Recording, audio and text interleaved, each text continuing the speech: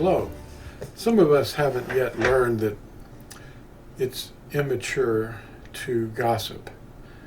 And when you speak about other people and they're not present, you probably wouldn't mind talking about them maybe if you're in the mind of the flesh. But when we hear people telling us something about someone that's not present, you wonder if they would be bold enough to speak what they're saying in front of the person. And they probably wouldn't, because what they're saying is cowardly and destructive to their reputation. If you spread gangrene or malicious gossip, or even something that's true that the person may have been responsible for, they may repent or they may have already repented, but you're still telling them about the past, and they're a living person and they may change. And that's an evil in the eyes of Yahuwah. One of the Psalms that was written by Daud, they call David, was Psalm 35, and he's been wounded. And I'd like to read just a portion of that. There's 28 verses, I believe, in the Psalm. And it starts out, Psalm 35, Yahuwah, strive with those who strive with me. Fight against those who fight against me. Take hold of shield and armor and rise up for my help. And draw out spear and lance to meet those who pursue me. Say to my life, I am your deliverance. And he is our deliverance indeed. And the next part of the psalm is interesting because it's talking about how they ask that which I knew not. And maybe even discuss something that you didn't know about this other person. And that's gangrene, that's gossip, slander, malicious gossip. You're spreading gangrene.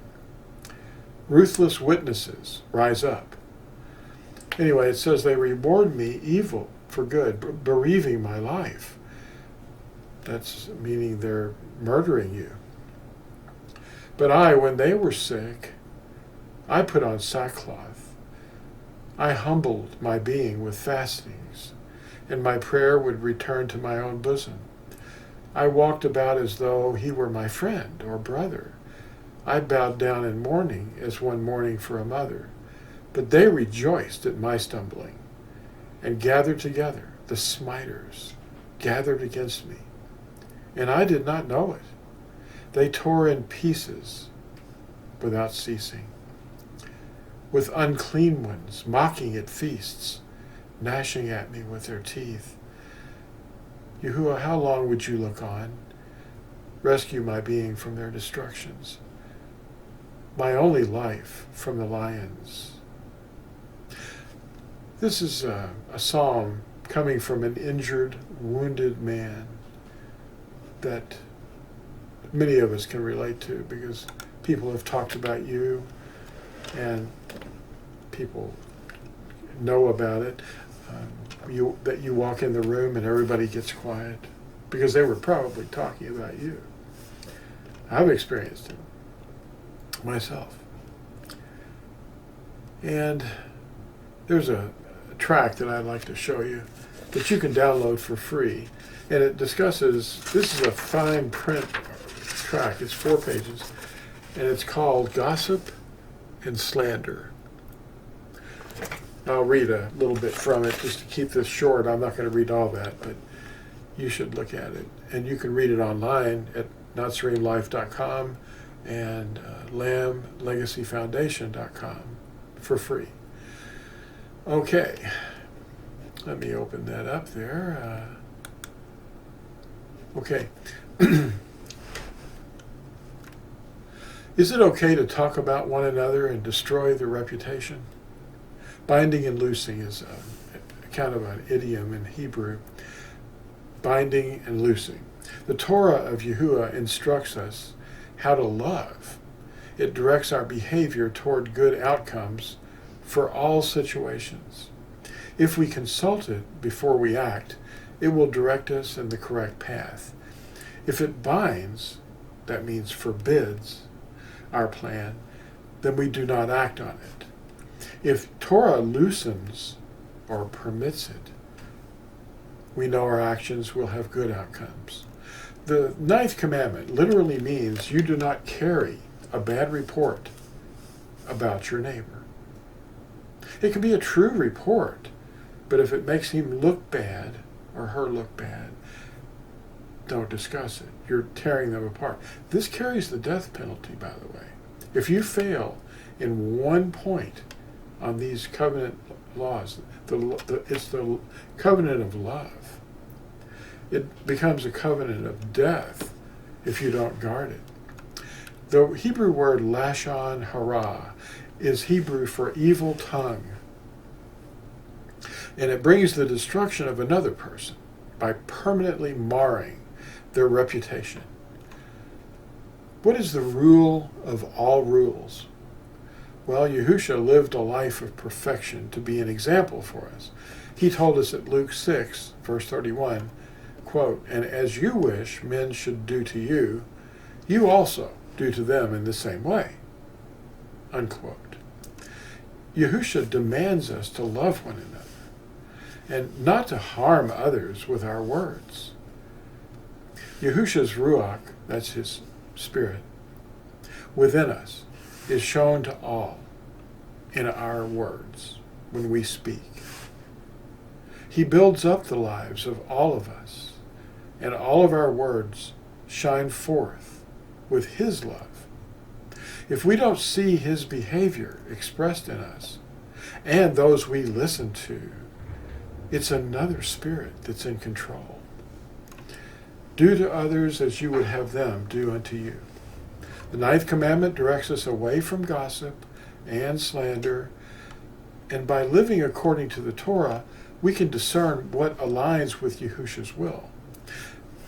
When you hear someone beginning to talk about someone else, and it sounds like it's going to go, sideways, say, I don't want to listen to this. I'm sorry. I don't talk about other people, and I don't want to listen to bad news about someone else. Yahusha used the example of the splinter in the eye to rein in any feelings of superiority between one another.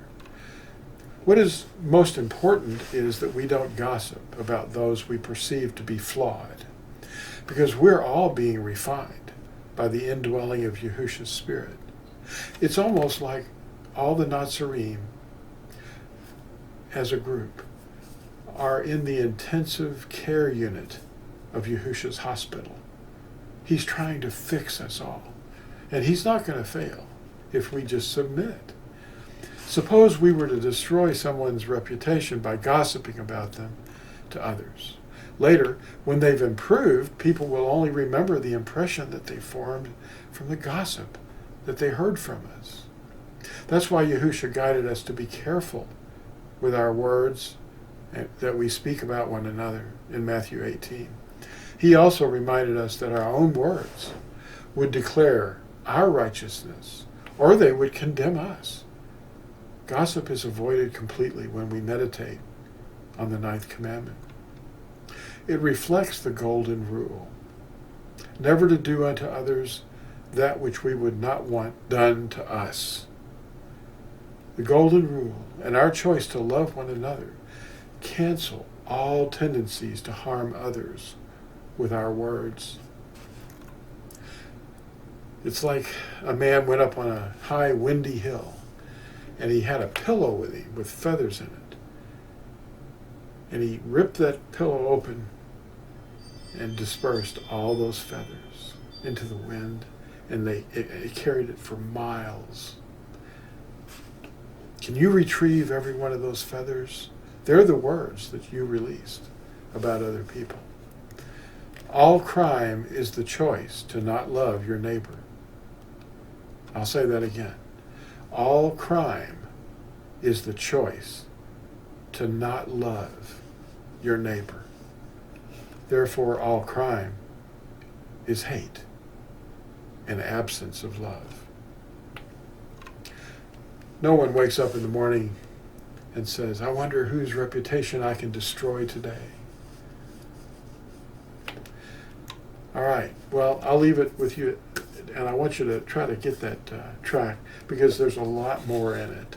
And it will convince you that the truth sets you free.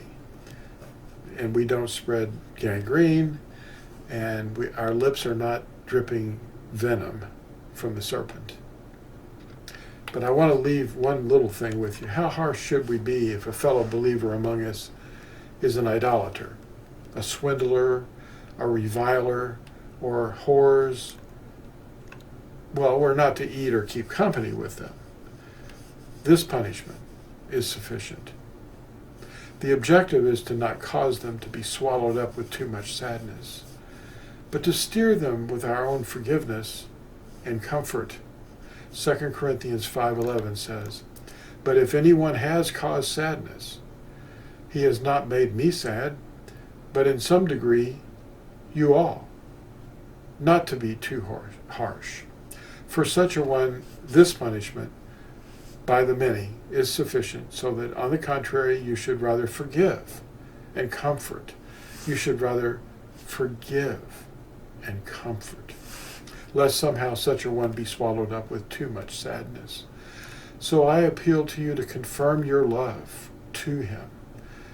Besides, I wrote for this purpose also, that I might know the proof of you."